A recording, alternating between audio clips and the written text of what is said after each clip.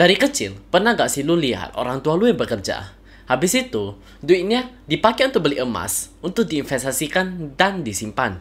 Atau lu pernah gak sih disarankan oleh orang lain, seperti teman lu atau mungkin keluarga lu sendiri, untuk menabung emas? Atau pernah gak sih lu berpikir orang dari zaman dahulu yang perang hingga mempertaruhkan nyawanya demi untuk mempertahankan emas dan wilayah kekuasaannya? Apakah emas seberharga itu? Apakah emas layak untuk diinvestasi? Apa saja keuntungan dan risiko kalau kita menabung emas? Apa sejarahnya? Gimana cara membeli emas agar tidak rugi? Dan gimana cara menyimpannya? Semua akan kita bahas secara tuntas di video ini, so let's go! Kenapa emas adalah aset investasi yang terbaik? Emas telah lama menjadi aset investasi yang diminati karena berbagai kelebihannya. Mari kita jelajahi lebih lanjut mengapa emas dianggap sebagai salah satu pilihan investasi yang terbaik. Part 1. Sejarah emas.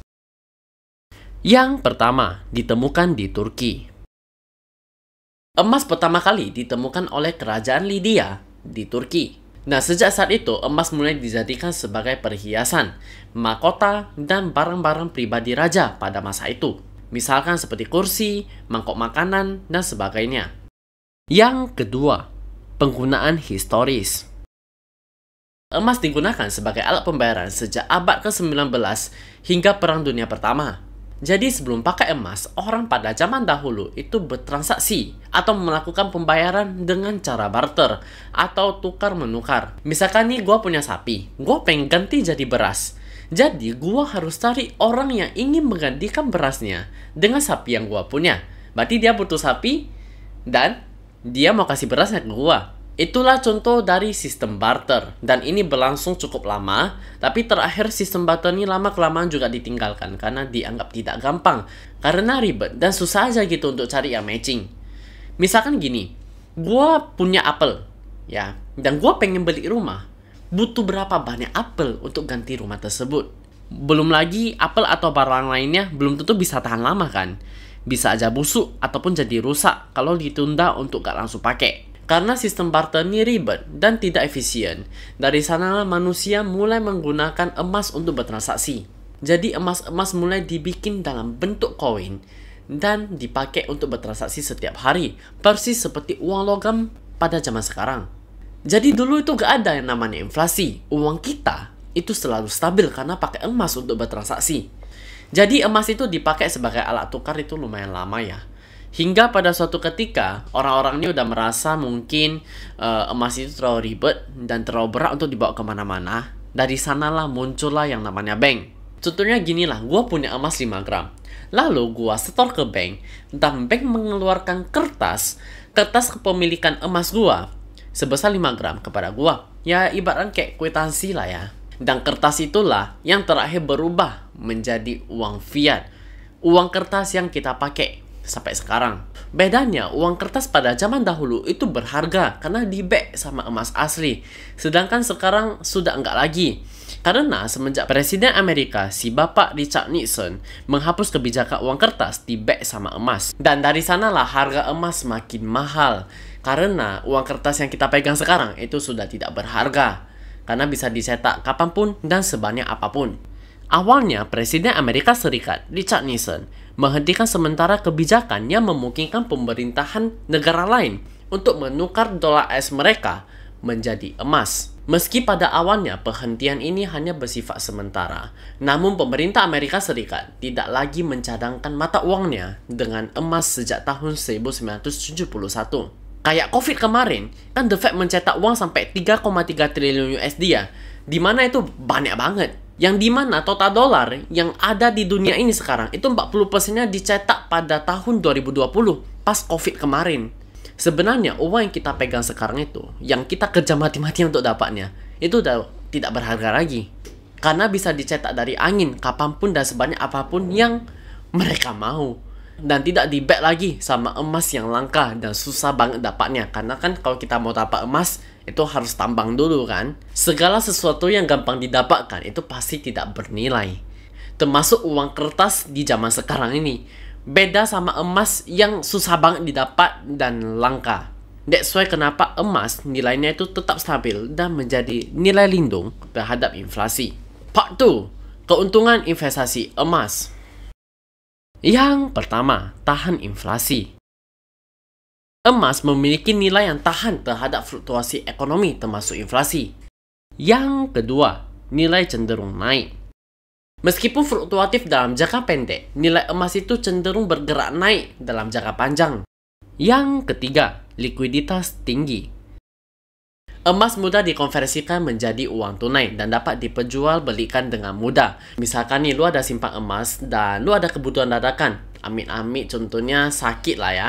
Nah, lu bisa bawa emas lu ke toko emas dan lu bisa jual dan laku detik itu dan hari itu juga.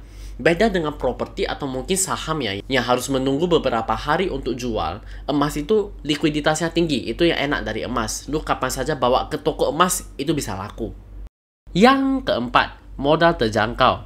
Lu dapat memulai berinvestasi emas dengan modal yang relatif kecil. Kalau lu ke toko emas, itu minimal belinya itu 1 gram. Dan ini gua bicara yang emas batangan kayak Antam lah ya. Itu per gramnya itu 1,3 juta. Lu udah bisa beli emas fisik yang 1 gram itu. Jadi modalnya itu relatif kecil karena ya 1 jutaan lu udah bisa beli emas, bisa investasi emas. Tapi ada opsi lain juga di mana lu bisa pakai aplikasi-aplikasi seperti Peluang misalkan. Di sana lu bisa investasi emas mulai dari Rp10.000 aja. Entah Rp10.000 atau Rp15.000. Tapi dengan modal yang sangat kecil, lu udah bisa berinvestasi emas. Kalau lu investasi emas digital, lu bisa beli di bawah 1 gram. Bisa mulai dari 0,01 gram. Jadi modalnya itu cukup kecil karena bisa mulai dari puluhan ribu kalau kalian investasi di emas digital. Part 3. Kerugian investasi emas. Yang pertama, volatilitas jangka pendek. Harga emas dapat berfluktuasi dalam jangka pendek, tetapi ini tidak mempengaruhi nilai jangka panjang. That's why kenapa lu kalau mau nabung emas, lu kalau mau investasi emas, kalau bisa minimal itu tariknya 5 tahun, baru bisa kerasa. Kalau lu hanya tarik 3 tahun atau 2 tahun, mungkin ya kalau ada krisis gitu ya, kalau harga emas naik, lu bisa dapat keuntungan. Tapi kalau misal ekonomi lagi stabil atau ya mungkin saham lagi bagus atau gimana lah ya, suku bunga juga gak macem-macem, gak pada macem, ya emas itu cenderung ya stabil aja gitu kan. Naiknya pun naiknya dikit aja. Tapi kalau memang lu mau merasakan kenaikan emas, coba lu tarik 5 tahun ke belakang atau 10 tahun ke belakang. Itu untungnya jauh lebih banyak dibandingkan lu hanya nabung 2-3 tahun. Oke? Yang kedua, resiko penyimpanan. Emas yang disimpan di dalam rumah rentan terhadap pencurian. Gue lebih saranin kalau kalian menyimpannya di tempat yang aman, seperti mungkin berangkas, atau misal lu kalau ada budget lebih, lu bisa sewa safe deposit box yang ada di bank, dan juga pegadaian. Tapi ya biasanya kalau kalian mau simpan emas di sana, itu kan ada fee-nya kan. Ya pastikan emas kalian udah banyak, baru kalian simpan ke sana, biar investasi kalian juga kerasa, daripada kalian cuma rugi fee doang kan sayang banget. Yang ketiga, spread jual beli emas. Yes, ini paling meresahkan kalau kalian mau investasi emas. Kalau kalian beli emas di toko emas, kalian wajib pahami berapa spreadnya. Ada toko yang bisa charge spread 8% sampai 15%. Kalau di kota gua, di kota Medan, itu lebih kurang rata-rata 10% ya. Spread itu artinya selisih jual beli. Jadi toko-toko emas yang jual beli emas, itu mereka dapat keuntungan dari spread ini. Ini gua bongkar aja ya gimana cara toko emas itu dapat keuntungan. Oke, ini gua kasih contoh aja lah. Anggap jam tangan ini adalah emas. Oke, di tanggal 18 Mei 2024, harga jam tangan ini atau harga emas ini itu 1 juta rupiah. Kalau gua beli jam tangan ini di toko emas, harganya itu 1,1 juta rupiah. Ya, mereka cas ke gua itu 1,1 juta rupiah. Karena mungkin nanti katanya ada biaya cetak lah, biaya inilah, biaya itulah. Oke? Dan kalau misalnya gue ada kebutuhan dadakan, kebutuhan mendesak, gue harus jual jam tangan ini di toko emas. Di toko emas yang sama, mereka cas gue hanya Rp900.000. Nah, nanti kalau misalnya ada pembeli lain yang mau beli jam tangan, toko emas ini akan hitung mereka harganya itu 1,1 juta. Selisih 1,1 juta dan 900.000 yang tadi, itu adalah spread jual beli pada harga aslinya itu cuma 1 juta. Tapi kalau misalnya ada yang mau beli, mereka casnya ke atas. Kalau ada yang mau jual, mereka belinya ke bawah. Paham ya kira-kira ya? Yang paling untung dari toko emas atau penjual emas bukan dari jual emas Antam atau emas batangan. Yang bikin mereka paling untung dan bikin pembelinya yang paling rugi adalah jual beli emas perhiasan. Next, kita bahas ke emas perhiasan versus emas batangan. Emas memiliki berbagai bentuk termasuk emas perhiasan dan emas batangan. Meskipun keduanya sering dianggap sebagai investasi, ada perbedaan penting antara keduanya. Yang pertama, bentuk.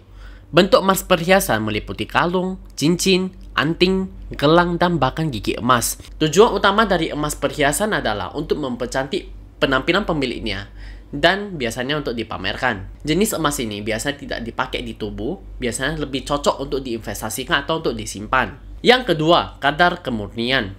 Emas perhiasan biasanya hanya memiliki kadar 22 karat, yang dimana kemurniannya hanya 91%. Kadar ini lebih rendah karena emas perhiasan harus dicampur dengan logam lain seperti tembaga dan perak agar bentuknya tidak mudah untuk berubah. Sedangkan emas batangan itu memiliki kadar emas murni yang lebih tinggi, yaitu 24 karat dengan kemurnian 99%. Emas batangan tidak dicampur dengan logam lain dan lebih cocok untuk diinvestasi karena kadar kemurniannya yang tinggi. Emas perhiasan, selain dipakai sebagai investasi, emas perhiasan berfungsi sebagai aksesoris sehari-hari untuk menambah nilai penampilan.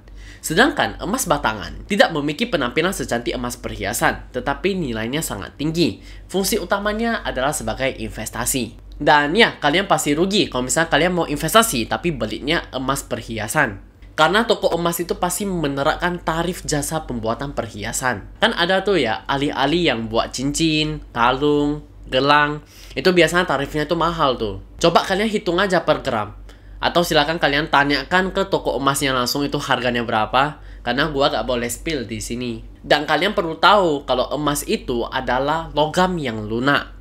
Oke, jadi kalau untuk dibuat perhiasan yang keras itu harus dicampur dengan logam lain agar bisa keras. Kalau ada yang mau jual emas perhiasan ke kalian dan mereka bilang ini 100% emas murni, fix kalian dibodoh-bodohi. Jangan bodoh. Jadi paham ya teman-teman semuanya ya, tidak ada emas perhiasan yang kadar kemurniannya itu 99% seperti emas batangan. Tidak ada, karena emas itu logamnya lunak. Jadi selain biaya spread jual beli tadi, kalau kalian beli emas perhiasan itu kan ada fee untuk membentuk emasnya ya. Untuk bentuk emasnya itu pasti mahal. Dan kalau kalian jual, misalnya kalian beli hari ini, ya kan, sebulan kemudian atau setahun kemudian mau jual, itu pasti harganya jatuh. Fix 100% harganya jatuh. Beda cerita ya kalau misalnya lu mau hadiahin ke orang tua, misalkan beli kalung atau misalkan beli gelang atau anting ke orang tua, ke pacar ataupun orang yang lu anggap spesial, itu beda cerita ya. Karena kan itu tujuannya memang untuk kasih hadiah, bukan untuk investasi. Yang gua maksud tadi adalah untuk investasi. Oke, jadi please kalian jangan salah. Kalau lu mau beli emas untuk investasi, tapi lu pilihnya emas perhiasan, fix, lu bodoh. Kalau lu punya teman yang beli emas untuk investasi, tapi beli ini emas perhiasan, fix, teman lu itu bodoh. Jadi kalau misalnya mau investasi, belinya emas batangan atau emas digital. Part keempat, cara membeli dan menyimpan emas dengan aman. Yang pertama, kunci tempat penyimpanan.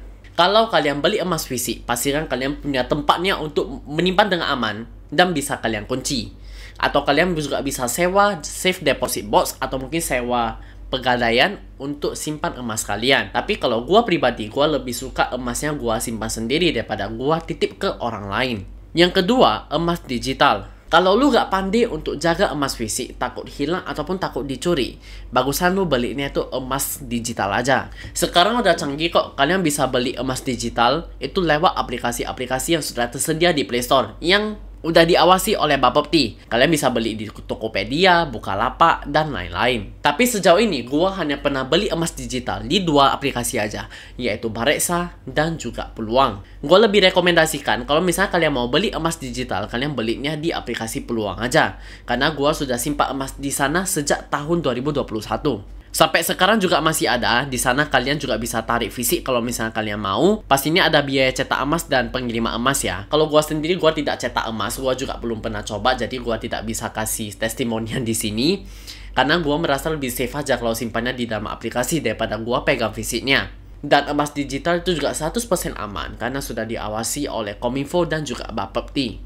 Tenang, ini bukan endorse dan gua juga tidak dibayar oleh Peluang sama sekali. Tapi di sini gua rekomendasikan karena gua puas aja sama aplikasinya. User interface-nya itu bagus dan aplikasinya juga enak untuk dipakai. Spreadnya juga rendah banget, hanya 1,75% aja. Dibandingkan kalian beli emas fisik di toko emas, itu spreadnya lebih jauh. Ya, jadi di sini spreadnya itu rendah. Dan kalian juga bisa mulai belinya itu dari 0,01 gram atau hanya mulai dari 12 sampai 13 ribu aja, tergantung harga emasnya ya. So, untuk kalian mau pakai aplikasi Peluang, kalian bisa klik link yang ada di description atau kalian boleh pakai kode ini untuk dapat promo dari Peluang. Jangan lupa untuk subscribe channel ini juga, karena ini hanya episode pertama dari aset investasi yang terbaik. Gua mulai dari emas dulu. Kedepannya gua juga akan bahas tentang properti mungkin beberapa hari ke depannya. Tentang properti, saham, ETF, reksadana, dan di sini kita akan mencari aset kelas yang terbaik. Kripto juga ada. Oke, jadi gua tidak fanatik aset apapun. Di sini gua coba semua, gua guide teman-teman semuanya untuk bisa investasi. Kita akan cari aset terbaik untuk diinvestasi. Oke, thank you for watching this video guys. Jangan lupa untuk subscribe, like, dan share channel.